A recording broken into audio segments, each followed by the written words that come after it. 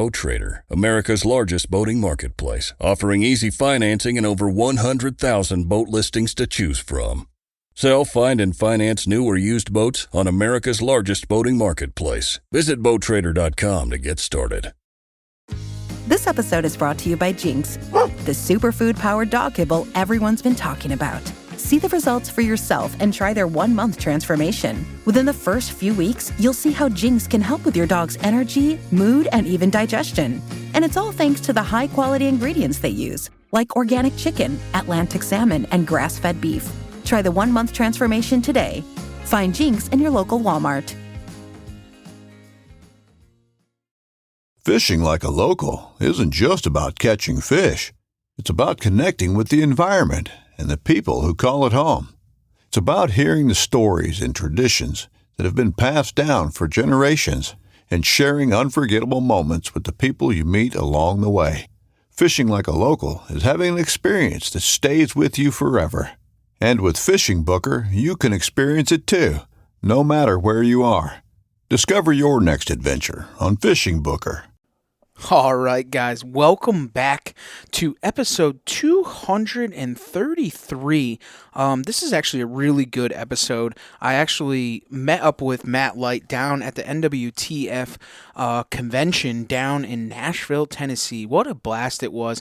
Incredible. I couldn't believe it. Everybody talks about this convention. I've never been to it, but I figured that it would be the one to go to. Steve and myself kind of broke up. He went over to Harrisburg the last week, and then this week I went over to NWTF down in Tennessee. And I'll tell you, Nashville in itself, what a great city that it is. And huge thanks to everybody over at NWTF. The first night I was there, we went to their fundraiser at the Grand Ole Opry. If you guys have never been there, what an incredible place. Some very incredible people. It was just a phenomenal weekend, and NWTF put together probably one of the best sports shows I've ever been to. Busy, talk about busy. Every day was just like herding cattle in all of the aisles. Some great people down there. We met some really good new connections and networks and so on and so forth. One of them being Matt Light. It's kind of funny. Matt Light is actually a local here in New England, right? And he's friends with Seth from the podcast, this, that, and the other thing, and we happened to connect down in Nashville, and it's funny how that always happens. But Matt Light, very intelligent person, very funny, very, just a great speaking person. This podcast is absolutely phenomenal. What he's doing at the Light Foundation is absolutely incredible. If you guys haven't gotten the chance to yet or haven't seen it, but Turkey Touchdown, the Tom Brady of turkey hunting, this is phenomenal, hilarious. He talks about it here in the podcast, but I'll make sure to put the link below to the foundation and also the Turkey Touchdown, because I think it's something really cool to watch. The story is absolutely phenomenal. The Tom Brady of turkey hunting, and all of that. So it was a great podcast, guys. Get ready, listen on in. What he is doing over at the Light Foundation is absolutely incredible, and it's good to see somebody who has a skill set and then takes it and turns it into something to give back to the community. And it 3-time Superbowl champion himself. So we'll have him on here in a second. Just want to get through the normal housekeeping, guys. If you guys haven't gone over to Huntworth Gear, they are our title sponsor and the only camo that we use here at the Outdoor Drive. Great stuff. Their early season Durham pants, phenomenal for the turkey hunting woods. Very light, very comfortable. The butt pads and knee pads on them. All their lightweight gear. That hoodie, I'll tell you right now, it's a game changer. Their lightweight hoodie when it comes to turkey hunting in the early season. So get on over there to huntworthgear.com and check those guys out, and make sure to order something. There's always some type of sale or something going on over there, so we don't have a promo code for those guys. But also Nor'easter Game Calls, nor'eastergamecalls.com. Get them in close. We're getting close to the turkey season here. There is mouth calls, pot calls, crow calls, you name it for the turkey season. Now is the time to be practicing with that stuff. So get on over to Nor'easter Game Calls and get them in close, man. Get yourself some of the most amazing work that Mark does up there with these turkey calls and all the other calls, locating calls and all that good stuff. now's the time to get those and get ready for that stuff. latitudeoutdoors.com. Guys, they have some incredible new products coming out. They just came out with their new knee pads. For you guys that are mobile hunting, if you're looking to get into mobile hunting, now's the time to get on over there and get your gear. It's always that time of year to be practicing, messing around with new stuff, building your climb, getting ready for mobile hunting. It really is, it's a game changer. There's not really a scenario where I couldn't saddle hunt. There's always a way when it comes to mobile hunting and saddle hunting. So go on and check those guys over at latitudeoutdoors.com. Last but not least, Bow Hunters United. Bow Hunters United, the advocates for us as bow hunters. Go and check them out. It's a free website over there at bowhuntersunited.com. And you can get a membership, and they do some really good stuff for us. So go on and check them over at bowhuntersunited.com. So before I break into the podcast, it's that time of year, guys. We're super excited for turkey hunting season. Turkey hunting season is right around the corner. We've had some phenomenal guests with a lot more great guests to come along. I think one of the things that we're going to push for here in the Outdoor Drive is doing a virtual podcast from here on out. So we're going to work on that here in the next couple of weeks. So just think about it. Take a look at it. We're going to then stream online. We have turkey hunting videos. Those are starting to come out. All of our stuff on YouTube starting to kind of pump on. So make sure to go check out the Outdoor Drive on YouTube. It's that time of year. Shed hunting season is full-fledged. So get out there and find those sheds, find those missing pieces, put the pieces of the puzzle together for your upcoming deer season. There's just a lot of good time. This downtime of the off season is time to start putting in work, time to start thinking about stand sets, finding killing trees, getting ready for turkey season, scouting. I mean, just because the turkey season starts in early May, or late April here in New England, it starts earlier in the southern states, but now's that time that those birds start to get kind of, their pecking order and stuff, so you can get out and scout for them and see them, and they'll start to pop out and be in places. And so now's the time to kind of get on the road and kind of do your due diligence and find it. One of the things, speaking of, that I almost forgot, is we're actually going to do a questions and answers with the guys from Real Outdoors TV up at Waypoint Distillery in Bloomfield, Connecticut. So make sure to take a look on social media. Those should be coming out. They actually are a pre-order ticket of, I believe, somewhere in the $25 to $30 range. You'll get a flight of booze, different, things from the distiller, and then you'll also get some food, and then we're going to do a questions and answer type seminar, videos, so on and so forth. So make sure to check that stuff out. Don't miss out on it. We'll definitely post it up on our social media when the links start to go live, but some really cool things.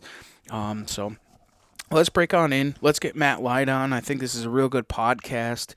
Some really cool information. Just a great talk with Matt and what he's done and what's come to fruition with the things that he's got going on. So let's get Matt Light on the phone, and or actually let's let's go back in our time machine. We'll get to the NWTF and have a good conversation with Matt. So all right, here we go, guys.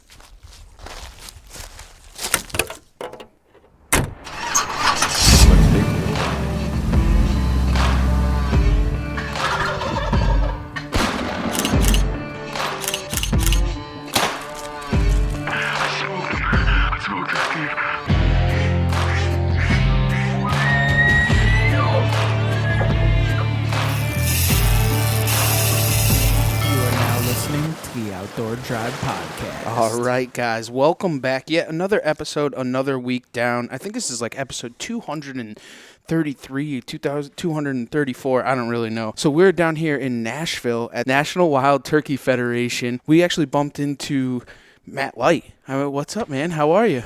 Buddy, I am good. It's Nashville, Tennessee, man. This is the place to be right now. If you're honestly, if you're just an outdoor lover in general, but if you like getting after birds, I mean, this is where it's at. It's kind of crazy. In all the years of being in the outdoor field, hunting, fishing, I've never been to Nashville. So to open the gates and to start a conversation with you, I think is definitely a gift come true, I think, honestly. So I appreciate you joining us. No, glad to be here, man. Last year was my first convention. You know, I've been to SHOT Show, SCIs, you know, some of the big Western shows, stuff in the Midwest, you know. Nothing like this, though. You know, this is last year was the 50th. They made a big deal about it, right? I mean, they've been doing this since the early 80s. And, you know, you think about the guys that have, you know, really kind of created this out of thin air. You know, there wasn't a bird, a turkey, where I grew up in Ohio.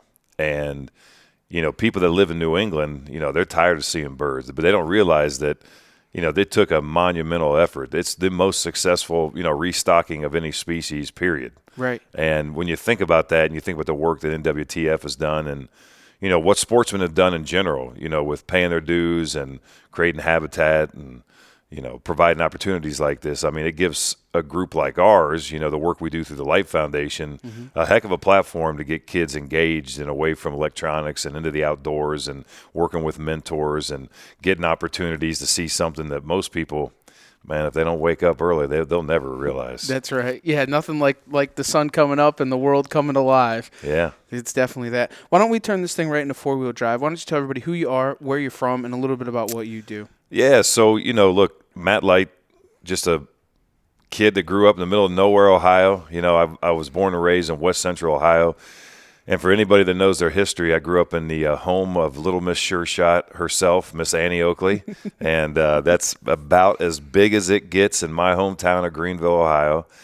Signing of the Greenville Treaty took place in 1786. I don't know. It's terrible. Right. I know we celebrated many years of that being around. But anyway, a lot of history where I grew up in the Midwest. You know, it's kind of from a historical perspective, it's, you know, people on the East Coast left, like Rufus Putnam out of Massachusetts, and did a deal with, you know, this new president of ours, you know, Mr. Washington, to buy lands in Ohio, and because there was nothing in the Northeast, right? You had all these men that, you know, fought, and a lot of them died, and, you know, they were promised, you know, some money. Well, you know, the United States didn't have money, but they had land. And so they went out there and they settled in this area of the Ohio River Valley and then made their way up where I grew up and you know, the Native American culture, you know, the hunting, people kind of know about, you know, there's big bucks in the Kentucky, Ohio, you know, all those kind of areas. And, you know, I was fortunate. I was a kid who grew up, you know, big farming community, and, you know, I could walk out my backyard and go for miles and not see anyone or anything other than, you know, what's wild. And, you know, my great-grandfather was in the Outdoor Writers Association. That was a big deal back in the day. My grandfather was, you know, they started a column that ran 3 generations from my great-grandfather to grandfather to my uncle that wrote the Lights Outdoors column in a local paper. And so when I was a kid, man, I'd get featured. You know, my uncle would write about me going fishing or hunting with him, and, man, I thought I was the king of the world, you know. I mean, small town, you see yourself in print, you know, it's pretty cool. So, you know, we live the outdoors, man. The vacations we took as a kid were pre-1800 encampments they call rendezvous, where everybody goes in. You can't have anything that's more modern than the year 1800, right? We're sleeping on lean-tos and teepees, wearing buckskins, and having the time of our lives, man, playing music every night. And, you know, went from that to basically people telling me I could go play college football somewhere, and was lucky enough to go to Purdue. Had a lot of success there with a guy named Drew Brees. He's not tall enough to really be a good quarterback in the league, but he was pretty good in college, you know. But, I mean, actually he did do pretty well in the league too, I guess. Anyway, you know, basically never watched a game in my life. You know, my father had severe polio growing up. That's why we did everything in the outdoors. That's what he did. And, you know, ended up having this crazy ride playing this football game, but got me away from hunting. But what it did do is it allowed me to do the one thing I never did growing up, and that's turkey hunt, because we had the spring. Right. And Bill didn't take all my time in the spring, so I was able to get out. And, man, and so my passion for turkey hunting, you know, really started in 2002. And from that time on, man, I don't miss a season. I typically don't miss a day during the season, 48 straight last year, to my wife's utter dismay and disapproval, really. She's a saint. But as a kid, man, growing up, it was rabbits, and it was all the small game you could ever want. It was deer hunting. That was king, right? Mm-hmm. We did a little bit of predator hunting, did a lot of coon hunting, ran a lot of dogs, had fun. And again, that's just what we did. And it was never about, what a lot of it is today. There was never a talk about how big the deer was rack-wise. Mm-hmm. It was just, how much food we were putting on a plate, how big our Thanksgiving wild game dinner was going to be, and who was bringing the best, It was all about food, man. And I'm not a stranger to food. At 300 pounds still today, I'm all in on that. So, got to New England, and then, man, that was a whirlwind. Had no idea what that was all about, and then spent, built our family there, mm-hmm. and there to this day, and just recently moved down to Rhode Island from the state of Massachusetts, and we're a little bit freer, yes. which is nice. Yes. They're doing some pretty incredible things for all you sportsmen that know what I'm talking about. They're not getting better at what they do in the Northeast in a lot of ways, but in terms of hunting, man, it's I talk to friends I grew up with, and they're like, man, what's it like out there? And I'm like, it's unbelievable. Mm-hmm. So anyway, that's kind of my whole journey. And in the time of, that transition of coming to New England, playing football and all this other stuff, we launched our Light Foundation in 2002, year after my rookie season was 2001, and wanted to do something big and give back and help others out, and come from a natural kind of line of teachers and educators. So started working with kids, create our own outdoor programming, and we've got youth hunts, and we've got timber framing camps, and it's all falls under the Light Foundation's leadership umbrella. And MattLight72.com, that's where you can find any information about what we do and how we do it. But, man, it's real simple. Just spend time with young people, mentor, hold them accountable, push them a little bit, and you end up seeing some pretty cool things. It's kind of crazy because like yourself, like mine, when growing up, if I don't know my life would be without the outdoors. So I think as far as like the Light Foundation and making those kids accountable and being part of these things like, like you said, cabin building, hunting, whatever, it's not something, especially in New England, it's not a big thing because us in New England as New Englanders, we have to kind of hide the fact of being outdoorsmen. So for kids, like they don't get to grow up in that. They don't get to see that. They don't get to be part of that. So I think a foundation like yours definitely booms that for them and blooms it in an early stage. Yeah, and I think it's an interesting concept, right? Like I'm a big fan of if you're doing the right thing for the right reasons, then you never shy away from it. And it's unfortunate that there are a lot of people that have to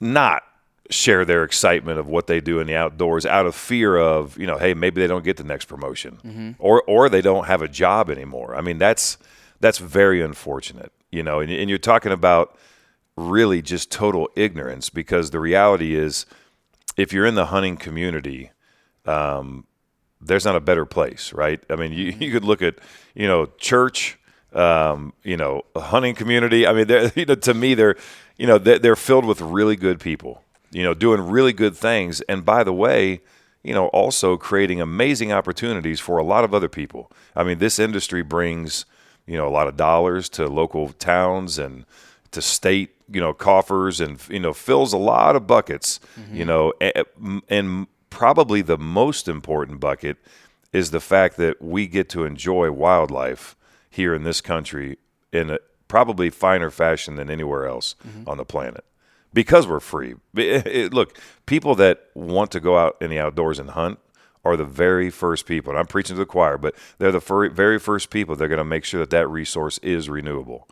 Everyone else likes to talk about it, but they don't pull the trigger on actually doing very often. It was funny. Last night at the Grand Ole Opry, they were talking about, there was a couple of different artists that got up, and they were talking about how some of them talk about, being conservationists or, the outdoors and stuff, but there's very few of them that actually do and be conservationists. Sure. You know what I'm saying? And that actually try to push forth. And us as hunters, all the people that are in this room today, they're all true conservationists, because they do not, do you want turkey hunting to go away? Because I sure as heck don't. There's no way. If I lost turkey hunting, I don't know what I would do, honestly, because and you coming from a deer hunting perspective to then turning turkey hunting, like, you don't want to lose that. That's one of the greatest things in the world is turkey hunting.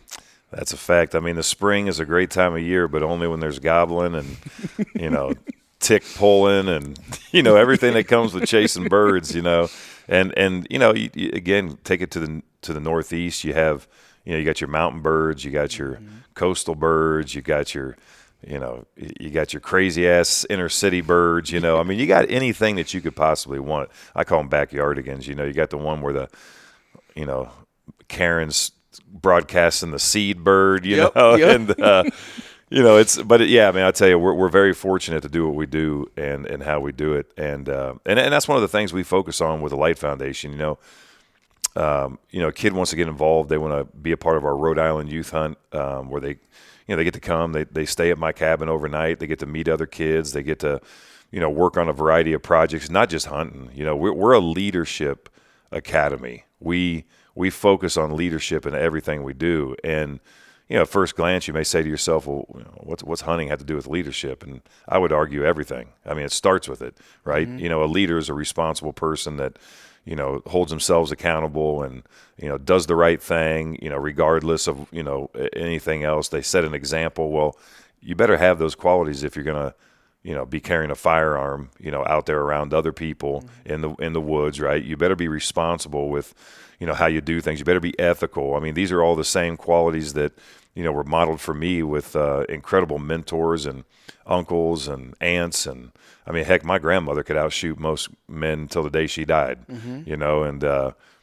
anyway, I just think that when you look at kids through the outdoors and especially with what we do with our programming, what a great tool.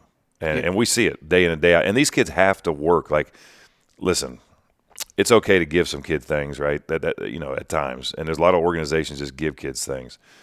We want to be competitive. If you want to come in and take a part in this, you're going to have to get an application in on time. If it's a day late, it doesn't count. Mm-hmm. And there are no exceptions. I don't care if you're my cousin. I don't care if you're my own kid. Right. It doesn't matter. You got to fill out an essay. And that essay is going to have something to do with something real. And you're going to get graded on that essay. And the top 10 or the top 20, those will be the kids that come to that camp. And at the same time, you're also battling, a lot of times kids don't take the time to fill out a college scholarship application, let alone do a youth hunt. So you really got to preach to them, hey, man, this is something you should try. You got to get other people. You got to get aunts and uncles and grandparents to push the kids around them. And what we found is when they do it, they come in, a lot of trepidation. They're, you can see they're kind of quiet off in the corner and they don't really know everyone and they're out of their comfort zone. And, man, by the end of that hunt, boy, they're telling the biggest story. Their bird got 20 pounds heavier. Spurs were at least an inch longer. Beard was dragging the ground, tripped over 3 times. It's pretty amazing when you see them come out. What kind of started it for you to want to even do the Light Foundation, and where did it all evolve from?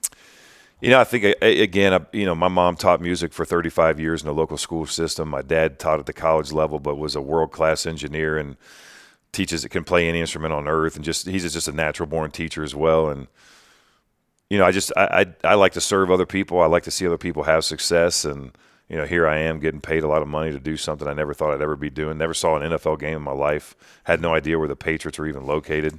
I'm dead serious, right? Right. Like, that wasn't in my vocabulary. No one in my family. They're all crackheads now. They watch, oodles of football. They know more than I'll ever know. Right. I don't watch football. But, I guess for me, I'm just sitting there saying, I can't believe they actually let me come in here. Right. And now what am I going to do with it, right? Like my grandmother, I tell a story all the time. My grandmother always said, to whom much is given, much is required. I thought she wrote that. Definitely comes from the Bible. Kind of a little bit bigger than my grandmother. Right. And so, but the same premise, right? Like, all right, man, you got this. What are you doing? And how you going to make an impact? So I've got amazing friends and family. We have a staff that's as dedicated as, it's the best team that you'd ever want to play on. And they do the work of a small army. Well, they're held accountable, obviously. They model everything we Right. do, and that's really important, man. Mm-hmm. That's a fact. When you're working with kids, especially kids that come from some rougher backgrounds or aren't living the average lifestyle, right? Right. Pretty easy for them to look at you and call you out. Right. You tell me to do this, but you do that. Well, that doesn't work too well. So you got to earn some trust, which means you got to walk with them. And so, we got a great group, man. We love what we do. My whole family's involved. My wife, my kids, they all give up their summers to go help run camps. My mom and dad, my in-laws. I mean, everyone, aunts, uncles, cousins, friends, they all get recruited, and they all jump in. And that allows us to do, we have a very small staff that does the work of a very large staff. I mean, just to maintain 600 acres, I could use 18 people. We don't hardly have half that on the payroll. Wow. So and that's just to maintain property, let alone, so it just speaks to, what you can do with people that believe in a mission and you're working hard and they get to see the results of what that is. And, we've been cranking for, On average, it takes about 30 days for a person to break their New Year's resolution. So if saving money was on your 2024 list, your odds aren't really looking that great. Luckily, I have a 100% guaranteed way to save you money this year. Just switch to Mint Mobile right now. Mint Mobile has wireless plans starting at just $15 a month. That's unlimited talk, text, and data for $15 a month. If you save as much as I think you're going to, you are going to be able to afford a brand new rod and reel. Use your own phone with any Mint Mobile plan and keep your same phone number along with all of your existing contacts. To get your new wireless plan for $15 a month and get the plan shipped to your door for free, go to mintmobile.com/waypoint. That's mintmobile.com/waypoint. Cut your wireless bill to $15 a month at mintmobile.com/waypoint. Additional taxes, fees, and restrictions apply. See Mint Mobile for details. This episode is brought to you by Jinx, the superfood-powered dog kibble everyone's been talking about. See the results for yourself and try their 1-month transformation. Within the first few weeks, you'll see how Jinx can help with your dog's energy, mood, and even digestion. And it's all thanks to the high-quality ingredients they use, like organic chicken, Atlantic salmon, and grass-fed beef. Try the 1-month transformation today. Find Jinx in your local Walmart. The 1911 is one of the most iconic firearms in history. Designed by John Browning, the 1911 was the standard issue sidearm of the U.S. military from 1911 to 1985. While Colt produced the original, almost every major firearm company has produced its own version. It's wildly revered for its reliability, crisp trigger, and is still a favorite for all types of shooters. Whether you're looking to buy or build a 1911 and just about everything for guns, log on to MidwayUSA.com.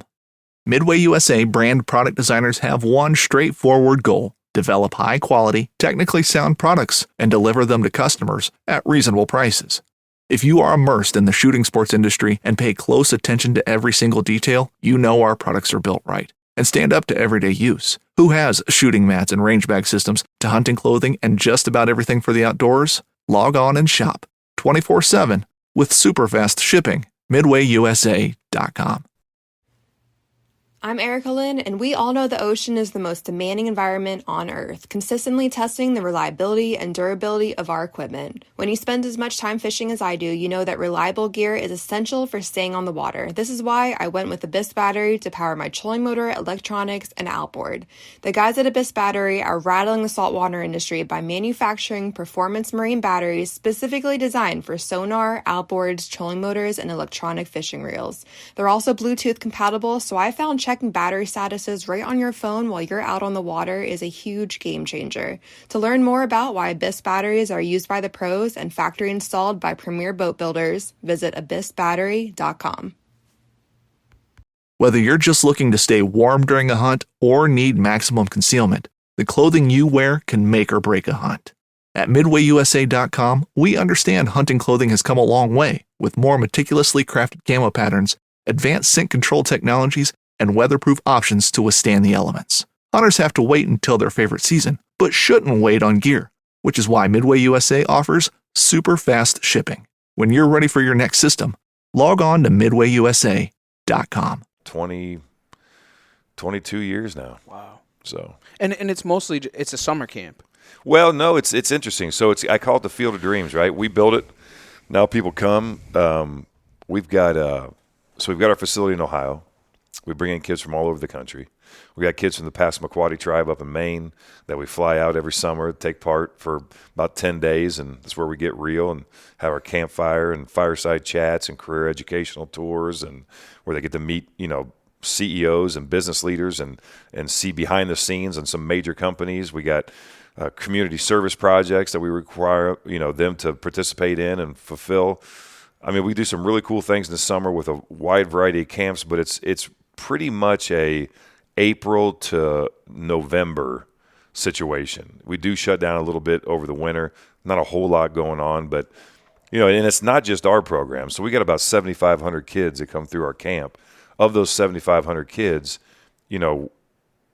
probably, say 1,000 are directly related to our program. A lot of those come from other organizations that utilize our property. So if you're working with kids and, you're a nonprofit and you want to use our facility, it's free of charge. That's another service that we provide.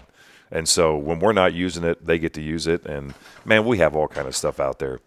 Kids, we have band camps. They'll come out and they'll utilize it. So it's a wide variety, but we want to be a great resource and a great one for other people doing great things.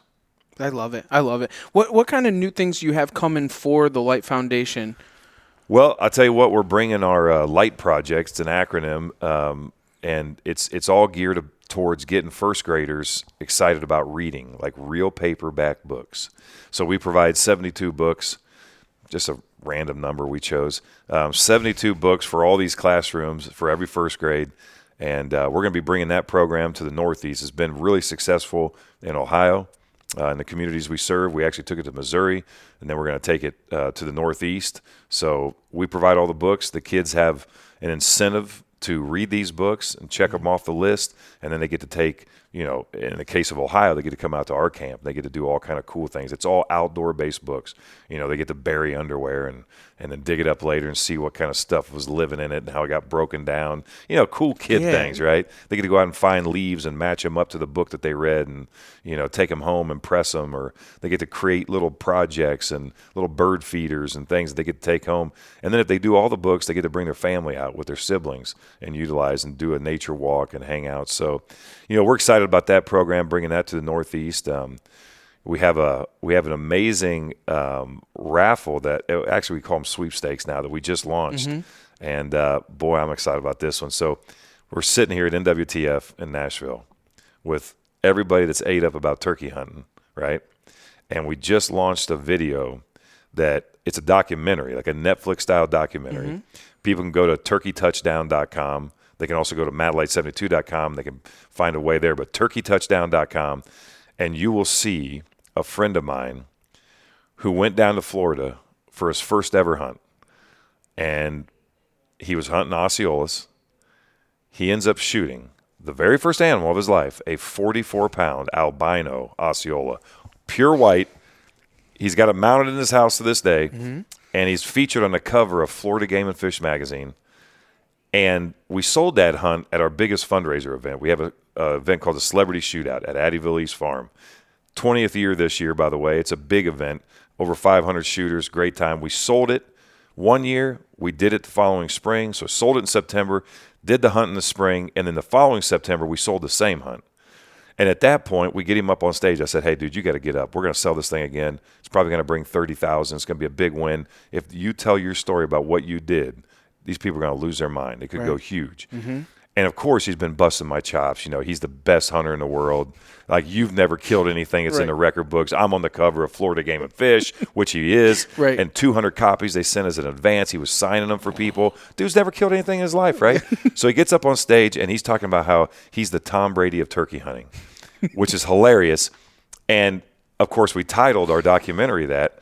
And he also said things like, I killed the Moby Dick of turkey, like he's just going off. And then I said, hey, man, we did shoot a video of your hunt, and we play this video, at which point in front of 500 people, he finds out that I bought a broad-breasted white turkey, and I put it in the woods, and he actually shot that thing, had it mounted, was on the cover of a magazine that I created that he was signing for people.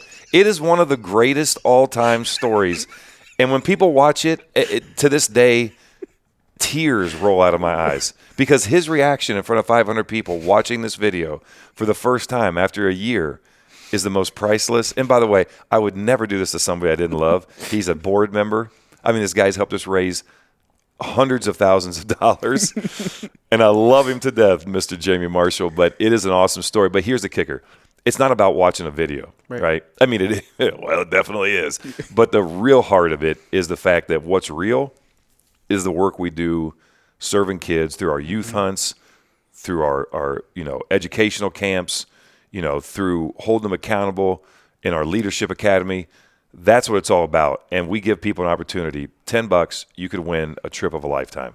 So if you've never hunted Osceolas, or if you want to go to the famed Gilchrist Club, which you can't get into, it's a private club. It's like 30,000 acres of paradise, more birds than you could shake a stick at. We've got your all-access ticket. Everything's paid for. Airfare to get there, the whole nine. And these sweepstakes have been huge for us. More people to share it, more people to see it, more people to take a chance with $10, $20, get $100 worth, whatever you want. Yeah. When you win, it's big. And we got Mossberg coming on board. They're throwing in a shotgun of the winner's choice. We've got other prize packages from Struck Commander and Quaker Boy and all these other brands. So if you don't win the big one, at least you got something. But it's a really cool. I'm excited to see how this one goes. That's awesome. And I had noticed kind of on the website too, is if you spend $10, you get 10 tickets. But if you get 20, it goes up and you start to increase. So it's not. Yeah, it's not 10 for 10, right? Exactly. Yeah, so, which is kind of cool because you got a couple more chances for your buck. Yeah, and the way I look at it, man, like I participate in these, and these things have been big. We actually created a technology to run these ourselves, right? If you work with some of these other organizations, you may pay 60% of the overall proceeds just to do it. Right. In our case, about 96% goes directly to the foundation. There's really no overhead, which is another beautiful gift. It's so these things can be big. Gronk and I did one for the Super Bowl one year, 830,000 in 9 days. Jeez. And it's people just taking a chance on, I'll get $100. I think our average spend was $20. Right. And every time we've done these, the winner that gets picked, they're the coolest people on earth. Never had like a jerk, never had like a whatever. They're always the coolest people ever. Right.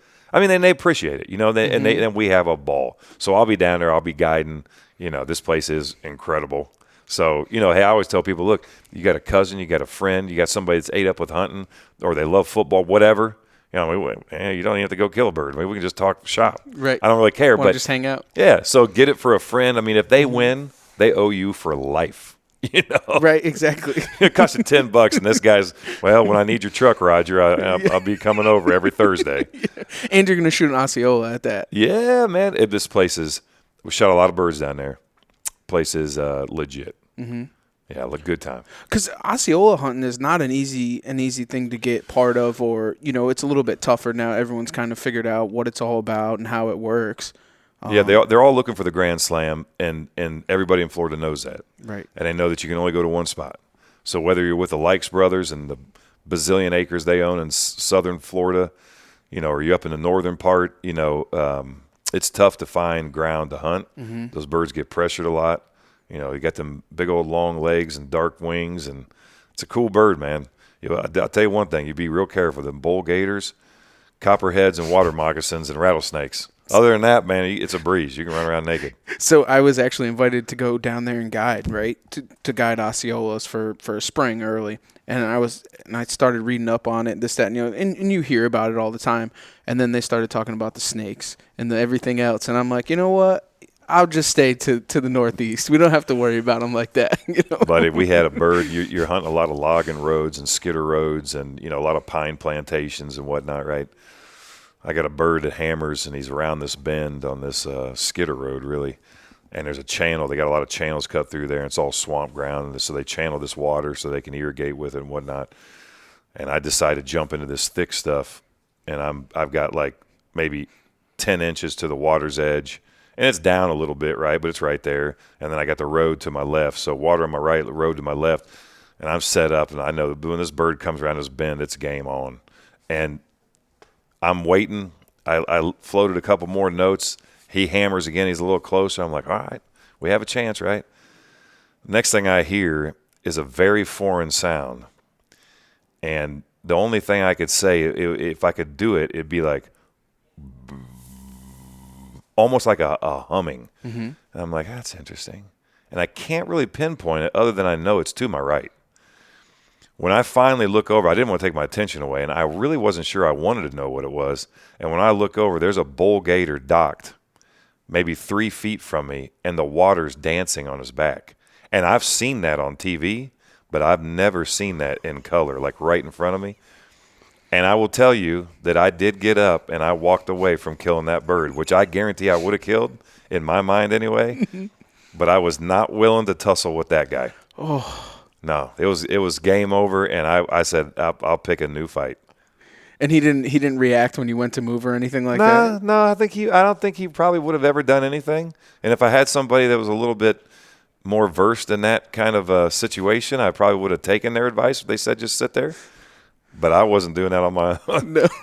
You're from the Midwest, never seen anything like it. Moved to New England, we have nothing like that there. And then you go down there, and then now it's just foreign land. Yeah, now I have seen and taken part in moving a giant, like 13-foot gator from Southwick Zoo. I've seen guys tackle that and been a part of that. But yeah, other than that, no experience, huh? You never thought for any second to jump onto it and try and just kind of relocate it or anything like that? No. I shot one with my bow. Had a Muzzy Gator Getter kit, and that was an experience.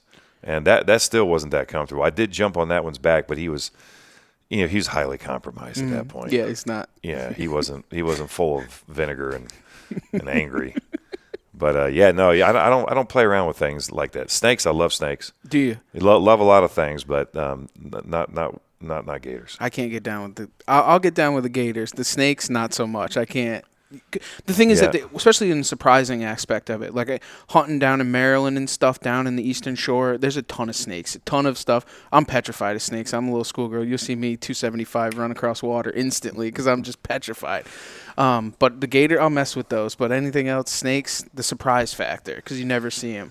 Yeah, it's like spiders. Oh, yeah. No one loves spiders. No. If you do, you're a sicko. Yeah. Yeah. You're a weirdo. You are. Yeah. 100%. Yeah, exactly. So are you doing your youth hunt again this year? We are. We're going to be, I believe it's the 21st. It's that weekend, 20th, 21st. We have our youth hunt in Ohio. It's like around the 14th, so 13th, 14th, 15th. And the following weekend, they got the youth week in Rhode Island. Same in Connecticut, right? And we're going to be on that tail end of that youth weekend. Man, it's a great time. We're gonna have these kids out. Last year went 10 for 10, all kids got a bird. That's awesome. First morning, and got to hear all their stories and get together, and they all get to stand up and give their account of what happened. Man, it's great. Have you ever had like one of those one-off moments that like you're like, I'm doing this for the right reason? That was just kind of like, because like all of us, we work with youth, we do different things with different people, and there's that one time that just like the gates open, the sun's out, and you're just like, this is why I do what I do. Yeah, man, I think early, like 15, 16 years ago when we held our first one in Ohio, youth hunt for turkey, had a young man that just wanted to get one done with his bow. And my first 10 years of hunting birds, I wouldn't touch a shotgun if you paid me. Mm-hmm. I mean, there's nothing in me that ever wanted to hunt with a gun, period, let alone kill a bird with a gun. So when this kid said that, I said, well, I know who I'm taking, and we're going to have fun. And, man, I'll tell you what, right out the gate, birds come in. This kid was cool, calm, made a good shot, but bird ran off like they do, and part of it. I said, man, so we're going to give him time. I know where he's going to go. I said, I remember in that blind, that kid went from nervous and excited to be out hunting to, man, I just screwed up. And then when you get to see the full swing, never done it before, a little bit anxious, a little bit nervous, bird's gobbling, he's freaking out a little bit. Once he draws, he settles in, makes a great shot, and then the bird walks off, and he's thinking, I just lost my one opportunity to get something done, right? So I said to him, hey, man, when we walk down here, this dude's going to try to get in the thickest, gnarliest stuff. You just keep an eye out for him. Right when I crest this hill, and I'm looking down into this river bottom, this creek bottom, I could see the bird's tail. And I was just waiting for him to, and he's kind of looking. He goes to walk down the hill. I said, hey, man, let's just stay here, just scan. And when he sees that bird, I said, can you put an arrow in him? He said, yeah. And he did. And we go down, and we get this bird. Now, he looked god-awful. 2 arrows. Wet down in the river bottom and a whole bunch of skunk cabbage. Right. But that kid's face in the picture, I'll never forget. Like that, look, and you don't have to have success to have those moments. Right. I mean, it's not about killing the bird. It's about watching a kid shaking with a bird hammering, 15 feet behind him that he never got to see with his eyes, but he got to experience. So and the stories that come along with it after. Yeah, they just lit up, and especially with the youth, and you probably know this more than anybody, is that you can change a kid's life almost instantaneously. And it's crazy that, you could bring them deer hunting, you can bring them bear hunting, you can bring them whatever. But for some reason, the wild turkey for the youth is probably one of the best things that it will change a man's life. It engages them. I mean, it's not, look, I'm not a sit and wait. And by the way, as we're sitting here having this conversation here at NWTF, we have a legend that just walks in, Mr. Bob Fulcher. And if you haven't met Bob, you should, because he's a world-class caller, call maker, guy does it all. And he's also one of the guides at our youth hunt in Ohio. So he's an Ohio guy, and I'm going to be getting Bob some amazing wood so he can make some cool calls, because I've been thinking about that lately. But a little shout out to him, and if you guys listen and want to check him out, it's an experience, man. He makes some world-class calls. But, yeah, we have a long history. So, but yeah, man, I'll tell you what, when it comes to those moments, right, it's amazing. It's just amazing that I have kids that call me to this day that I guided 15 years ago. Wow. And they're like, man, I just, went and hunted Alabama for the first time, and it was unbelievable. It's a connection that's pretty special. That's cool. So they go on and do bigger things and stay right with it. And oh, yeah.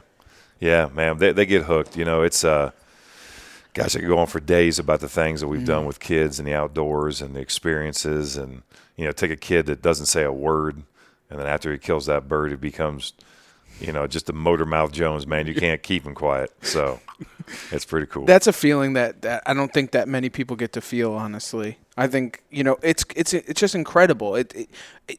I get lost for words. You kind of do too, because you're just like, it's unexplainable. It's honestly unexplainable, and it honestly just comes from the heart, and you feel it. It's a weird feeling that's. And I walk kids to death. They all hear it from the other guys. Like, hey, you better be ready. You're going to walk forever. I mean, look, the way I call it run and gun, and call it, just a lack of patience. I mean, I don't care if I bump 50 birds. I really don't. I want the one that's, he woke up that morning and he said, it's time for me to die. Yep. And he's going to let you have everything he's got. I mean, that's the bird I want. And so we're going to go find that bird eventually. We may hit 25 properties in 2 mornings, but we're going to find that bird. And when we find that bird, we're going to get in close. We may not get it done, but we're going to get in close, and it's going to be personal. And you're going to have a serious experience. Oh yeah, man. Totally different. And we may find 30 sheds along the way. Right. I may pick up, 50 yellows and a couple pepper top. I mean, we may get a lot of mushrooms. We may go home with a lot of cool stuff. Right. May not be a turkey. Yeah, that's whatever. all right. That's okay. Right now, and again, for all the New Englanders, right now is such a special time, right? Because there's a void, obviously, between end of deer season. So for us in Rhode Island, it's last day in January. You close the books completely on that if you haven't already. You move on, and then you get to predators. Like it's been predator chaos. It's been the best year ever. Come on, really? Oh man, yeah, it's just unbelievable. Coyotes, unreal.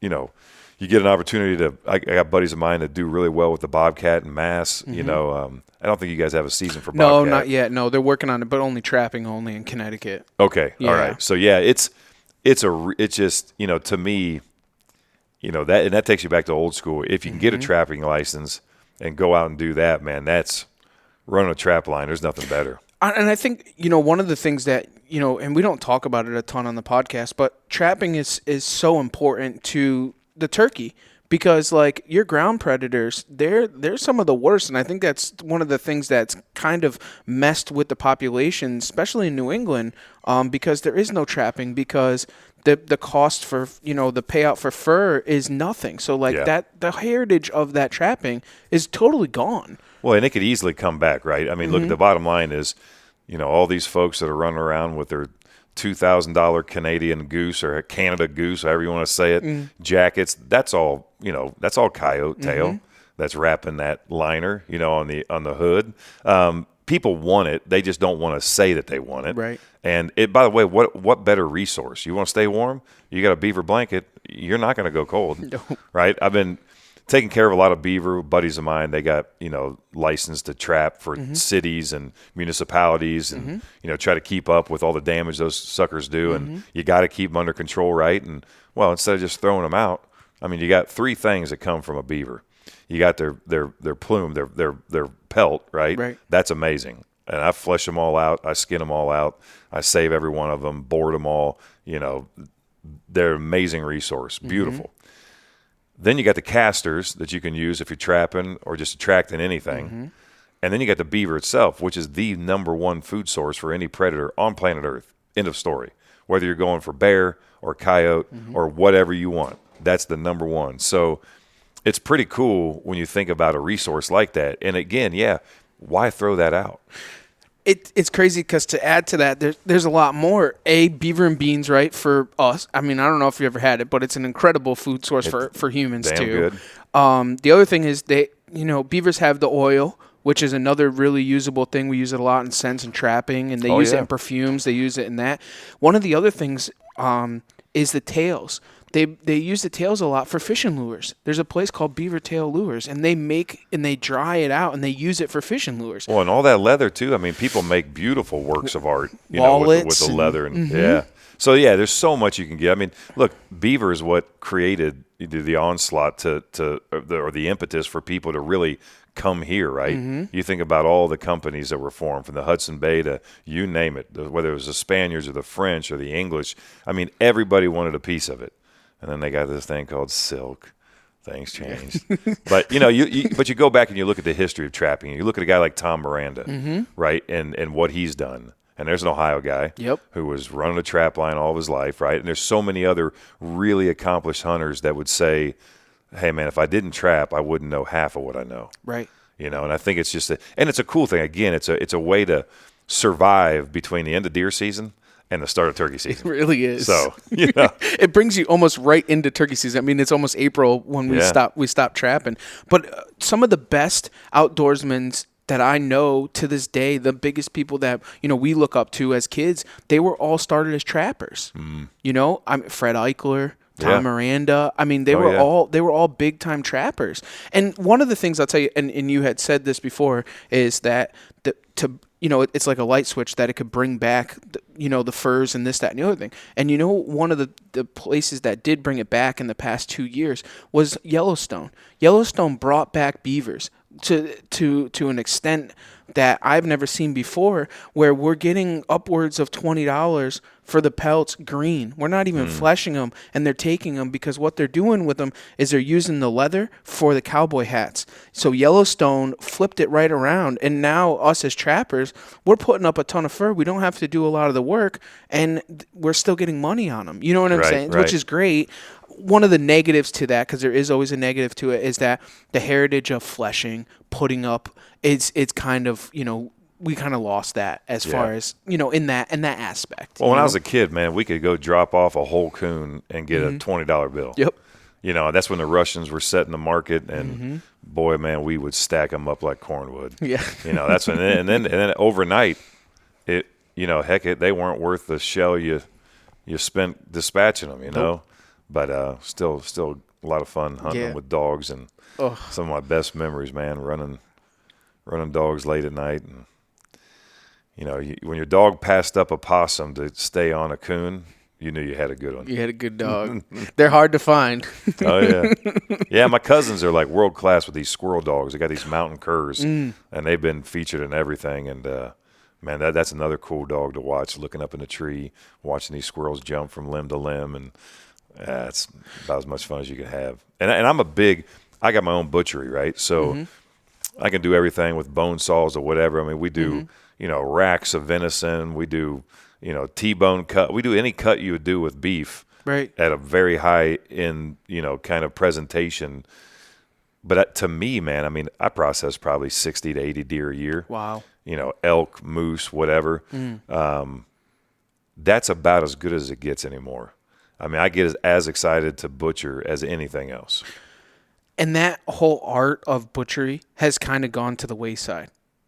I mean, people don't know how to do that. People don't know how to do hanging beef no more. They don't know how to do that. They pay somebody to do it. Right. And there's not even the people that they pay. They don't really, it's not a big thing. It's not an art like it used to be. I mean, growing up, I grew up on a meat farm. So we would do hanging beef, hanging pigs, everything. Yep. Guys don't know how to do none of that stuff no more. They don't enjoy it. They pay somebody else to do it, you know? Yeah. The whole art of it is kind of gone.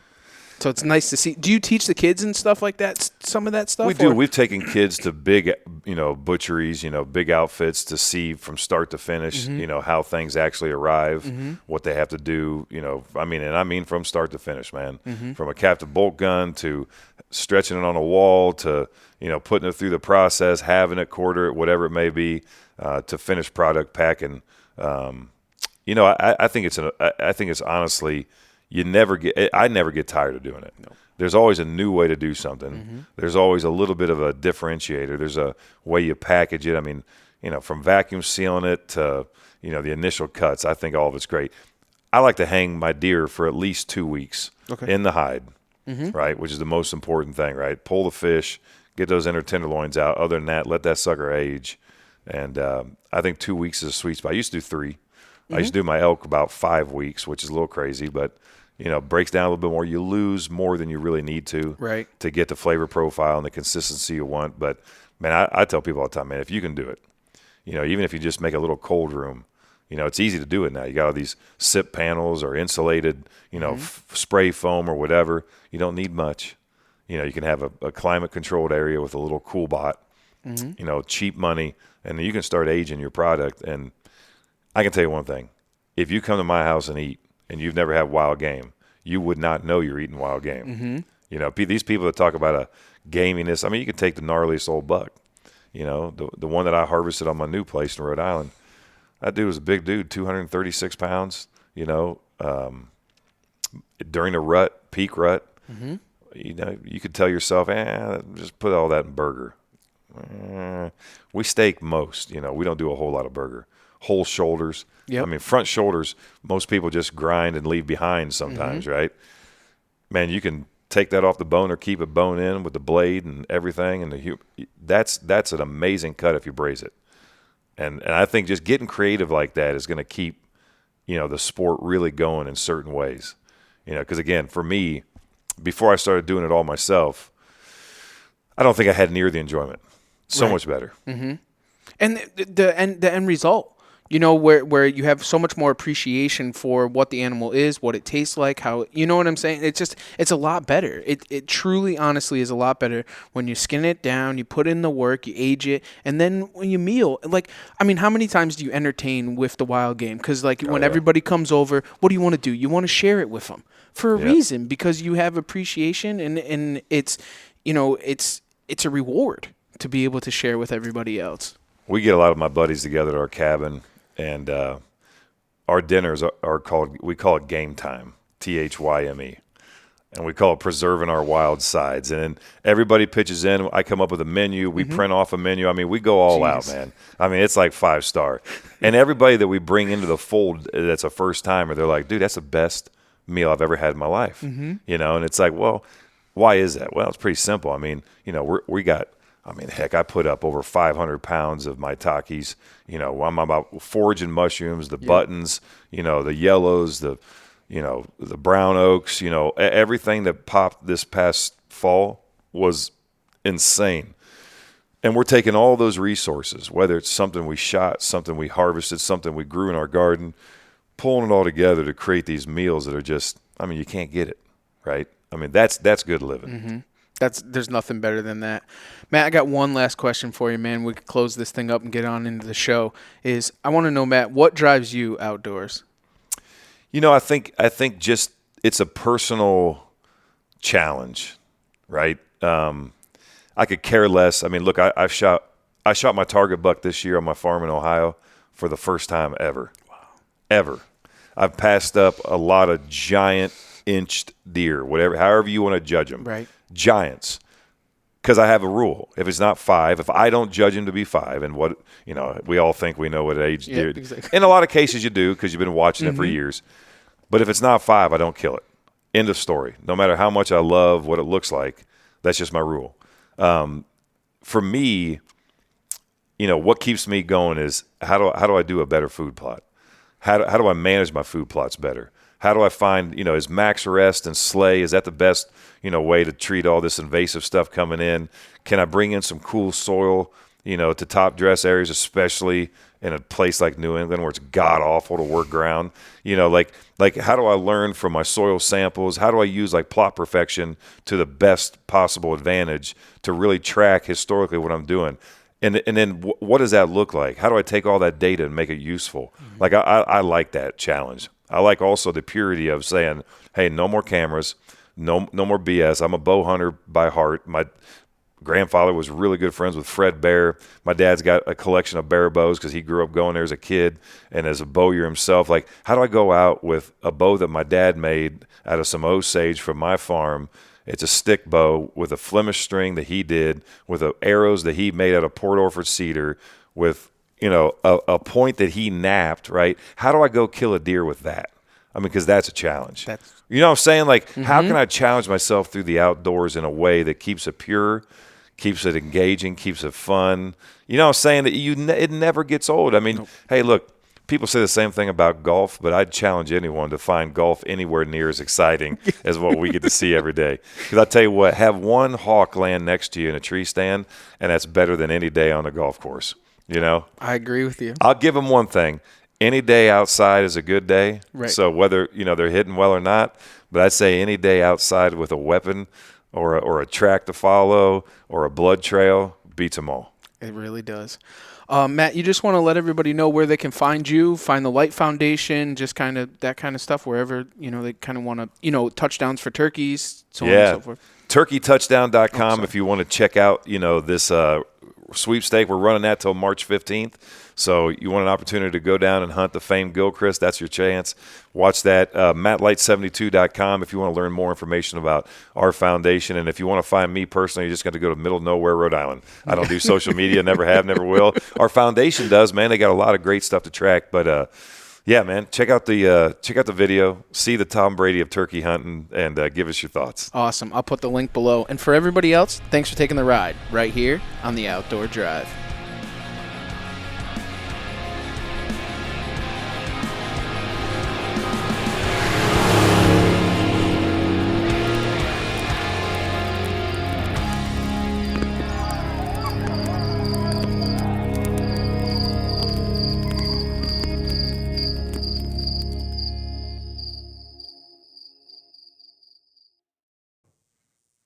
On average, it takes about 30 days for a person to break their New Year's resolution. So if saving money was on your 2024 list, your odds aren't really looking that great. Luckily, I have a 100% guaranteed way to save you money this year. Just switch to Mint Mobile right now. Mint Mobile has wireless plans starting at just $15 a month. That's unlimited talk, text, and data for $15 a month. If you save as much as I think you're going to, you are going to be able to afford a brand new rod and reel. Use your own phone with any Mint Mobile plan and keep your same phone number along with all of your existing contacts. To get your new wireless plan for $15 a month and get the plan shipped to your door for free, go to mintmobile.com/waypoint. That's mintmobile.com/waypoint. Cut your wireless bill to $15 a month at mintmobile.com/waypoint. Additional taxes, fees, and restrictions apply. See Mint Mobile for details.